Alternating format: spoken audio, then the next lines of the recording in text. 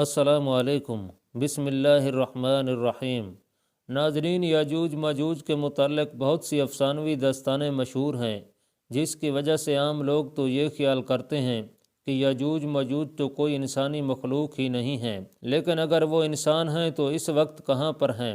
Science کے اس جدید دور میں کہ جہاں زمین کا کونا کونا چھان لیا گیا ہے، مگر اب بھی یاجوج ماجوج نہیں ڈھونڈے جا سکے۔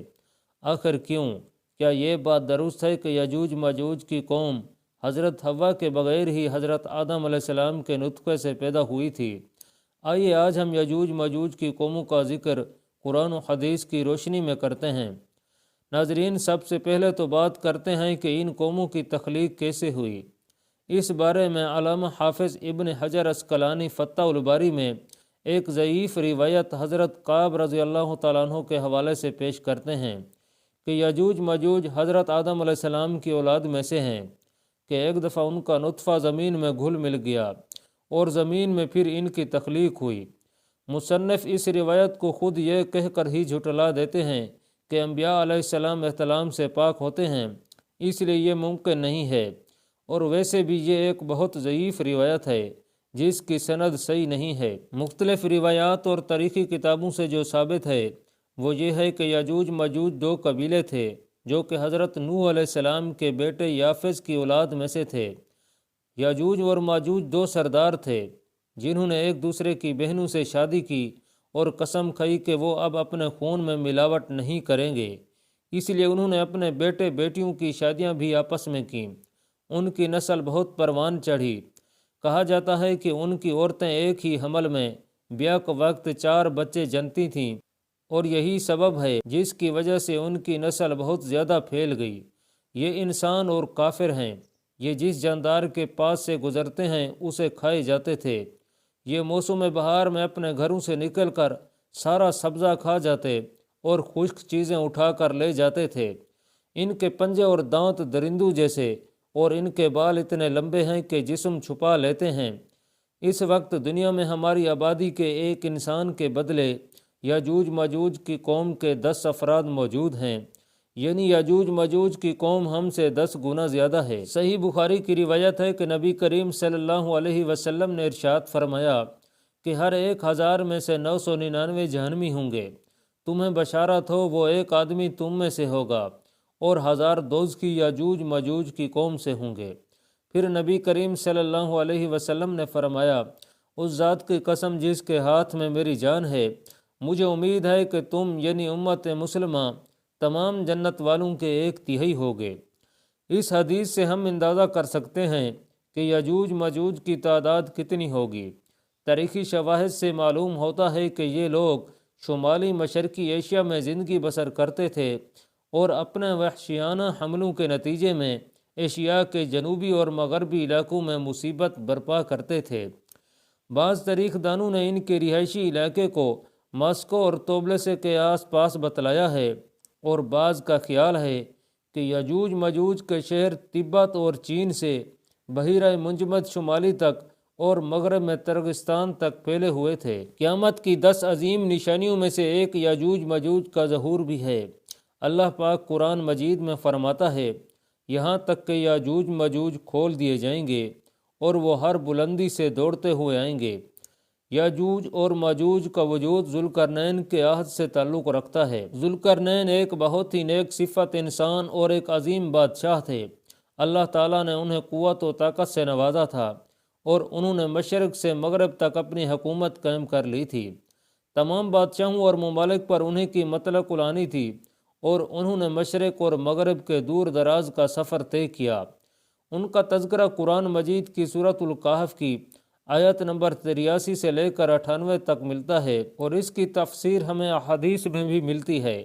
اسی زمانے میں یاجوج ماجوج نے بھی قتل و غارت کا بازار گرم کر رکھا تھا۔ وہ ایسے وحشی تھے کہ انسان کو زندہ چیر پھاڑ دیتے تھے اور خون کی ندیاں بہانا ان کا معمول تھا۔ جب بھی کوئی علاقہ فتح کرتے تو وہاں موجود جوان لڑکیوں کا خون پی جاتے، جس سے وہ خود کو دوبارہ جوان محسوس کرتے۔ پھر جب حضرت ذوالقرنین فتوحات کرتے کرتے یاجوج ماجوج کے قریب پہنچتے ہیں تو وہاں کے لوگ ان سے شکایت کرتے ہیں کہ ہمیں کسی طرح اس ظالم قوم سے نجات دلائیں۔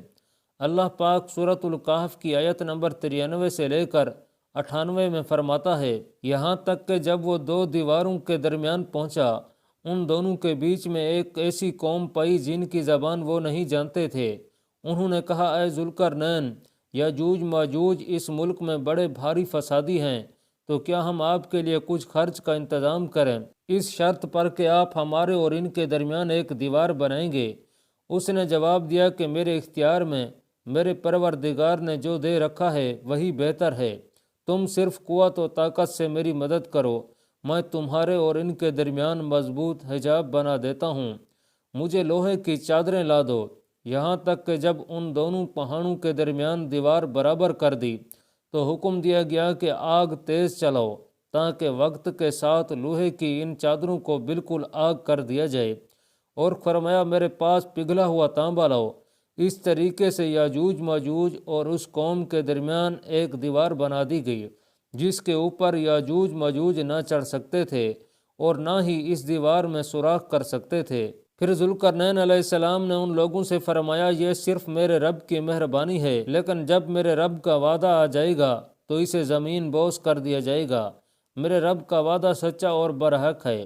اب آپ یہ تو جان چکے ہیں کہ یاجوج ماجوج کو کس نے اور کیسے قید کیا ہے، لیکن سوال اب یہ ہے کہ وہ کب اور کیسے اس دیوار کو گرا کر باہر آئیں گے۔ اس بارے میں ابن ماجہ کی حدیث پیش کرتے ہیں، حضور صلی اللہ علیہ وسلم نے ارشاد فرمایا، یاجوج ماجوج ہر روز اپنی دیوار کھودتے ہیں، یہاں تک کہ جب قریب ہوتا ہے کہ وہ دیوار کے آخری کنارے تک پہنچ جائیں، اتنے میں سورج کی روشنی ان کو دکھائی دیتی ہے، جسے دیکھ کر جو شخص ان کا سردار ہوتا ہے وہ کہتا ہے کہ اب لوٹ چلو، کل کھودیں گے۔ چنانچہ اللہ تعالیٰ اپنی قدرت سے اس دیوار کو رات بھر میں پھر ویسے ہی مضبوط بنا دیتا ہے جیسے وہ پہلے تھی، یہاں تک کہ جب ان کی مدت پوری ہو جائے گی اور اللہ تعالیٰ کو ان کا خروج منظور ہوگا تو وہ عادت کے مطابق دیوار کھودیں گے، اور معمول کے مطابق دیوار کے آخری حصے پر پہنچنے کے بعد انہیں سورج کی روشنی دکھائی دے گی، تو اس وقت ان کا سردار کہے گا، اب لوٹ چلو، انشاءاللہ کل کھودیں گے،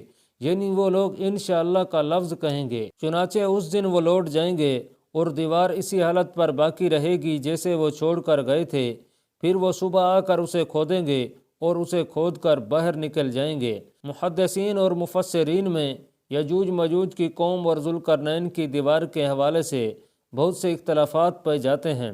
اب تک 5 ایسی دیواریں سامنے آ چکی ہیں جن کے بارے میں قیاس کیا جاتا ہے کہ ان کے پیچھے یاجوج ماجوج کو قید کیا گیا تھا۔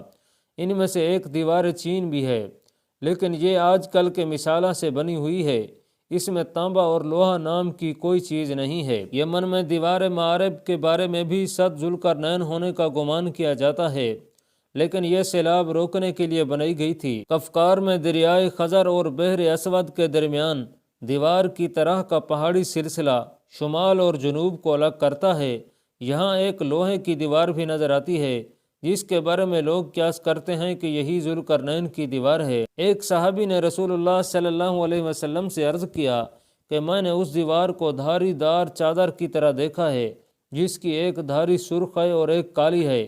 اس پر آپ صلی اللہ علیہ وسلم نے فرمایا، واقعی تم نے اس کو دیکھا ہے، باقی یہ دعویٰ کہ سائنس کی ترقی کی وجہ سے اب دنیا کا کوئی کونا چھپا نہیں ہے، یہ دعویٰ غلط اور بے دلیل ہے۔ جس دیوار کی اور جس قوم کی حق تعالیٰ نے خبر دی ہے وہ صحیح اور درست ہے، اور اس پر ایمان لانا واجب ہے اور اس کی تصدیق کرنا فرض ہے۔ ہو سکتا ہے کہ ہم کو اس دیوار کا موقع اور محل معلوم نہ ہو۔ اب یہ سوال پیدا ہوتا ہے کہ پہلے دجال کا ظہور ہوگا یا پھر یاجوج ماجوج کا؟ صحیح مسلم کی روایت میں حضور صلی اللہ علیہ وسلم فرماتے ہیں، جب دجال کا ظہور ہو جائے گا تو حضرت عیسیٰ بن مریم علیہ السلام دمشق کے مشرقی جانب سفید مینار پر زرد کپڑے پہنے ہوئے 2 فرشتوں کے بازوں پر ہاتھ رکھے ہوئے اتریں گے۔ ان کی سانس کی بھاپ جس طرف جس کافر کو بھی پہنچے گی وہ ہلاک ہو جائے گا۔ حضرت عیسیٰ علیہ السلام دجال کو باب لد کے مقام پر قتل کر دیں گے، پھر اللہ تعالیٰ کے حکم سے حضرت عیسیٰ علیہ السلام مومنین کو کوہ طور پر لے جائیں گے، کیونکہ اس وقت یاجوج ماجوج کا ظہور ہوگا جن کو کبھی شکست نہیں ہوئی ہے۔ یاجوج ماجوج ہر بلندی سے پھیل جائیں گے۔ جب یاجوج ماجوج ظاہر ہوں گے تو اتنی زیادہ تعداد میں ہوں گے کہ ان کا پہلا گروہ ہی بحر تبریہ کا سارا پانی پی جائے گا، اور جب ان کا آخری گروہ بحیرہ تبریہ پہنچے گا تو گمان کرے گا کہ کبھی یہاں پانی ہوتا تھا۔ زمین کو فتح کرتے کرتے وہ بیت المقدس تک پہنچیں گے تو کہیں گے کہ ہم نے ساری دنیا فتح کر لی، اب آسمان کو بھی فتح کیا جائے۔ تو وہ آسمان پر تیر پھینکیں گے جو خون آلود ہو کر واپس آ جائے گا۔ یاجوج ماجوج کہیں گے کہ ہم نے آسمان بھی فتح کر لیا۔ دنیا میں قحط پڑ جائے گا کیونکہ وہ سارا پانی پی جائیں گے اور ساری فصلیں کھا جائیں گے۔ پھر حضرت عیسیٰ علیہ السلام اور ان کے ساتھی جو کہ کوہ طور پر محصور ہوں گے، وہ اللہ تعالیٰ سے دعا کریں گے تو اللہ پاک حضرت عیسیٰ علیہ السلام کی دعا قبول کرے گا، اور یاجوج ماجوج کی گردنوں میں ایک کیڑا پیدا ہو جائے گا جس سے ساری قوم ہلاک ہو جائے گی۔ ہر طرف یاجوج ماجوج کی لاشیں ہوں گی، گندگی، بدبو اور خون کی ندیاں بہہ رہی ہوں گی، یہاں تک کہ زمین پر پیر رکھنے کو جگہ نہیں ملے گی۔ پھر حضرت عیسیٰ علیہ السلام اللہ پاک سے دعا کریں گے تو اللہ پاک بڑے بڑے پرندوں کو بھیجے گا جو ان کی لاشوں کو اٹھا کر کہیں دور چلے جائیں گے جہاں اللہ پاک کا حکم ہوگا۔ رسول اللہ صلی اللہ علیہ وسلم نے ارشاد فرمایا، اس ذات کی قسم جس کے ہاتھ میں میری جان ہے، زمین کے جانور ان کا گوشت اور چربی کھا کر خوب موٹے ہو گئے ہوں گے۔ جب پرندے ان کی لاشوں کو اٹھا کر لے جائیں گے تو ان کے تیر کمان اس مقدار میں زمین پر ہوں گے کہ مسلمان ان کے تیر اور کمان سے 7 سال تک ایندھن جلا سکیں گے۔